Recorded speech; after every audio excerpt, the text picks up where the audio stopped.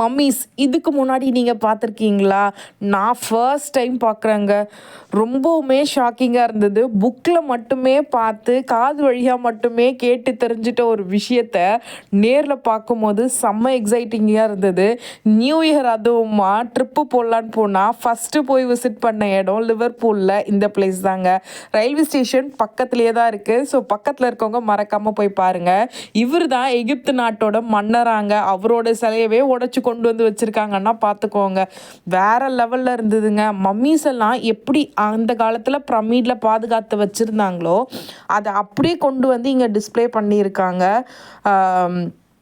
அந்த மம்மீஸ் ஒன்றுமே கொஞ்சம் கூட சிதையவே இல்லைங்க.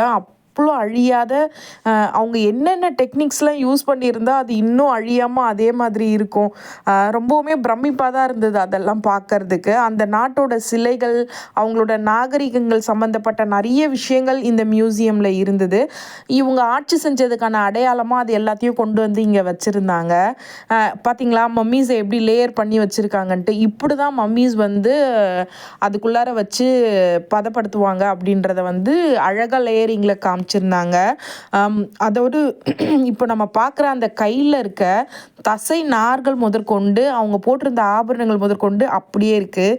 இது எல்லாமே அவங்க பயன்படுத்தின கத்தி, அது போல் கோடாலி, அந்த மாதிரி அவங்களுக்கான ஆயுதங்கள், அவங்க வச்சுருந்த ஸ்டாச்சூஸு, அவங்க யூஸ் பண்ண இயரிங்ஸ்லாம் பார்த்திங்கன்னா ரொம்ப டிஃப்ரெண்ட்டாக ரொம்பவுமே க்யூட்டாக இருந்தது.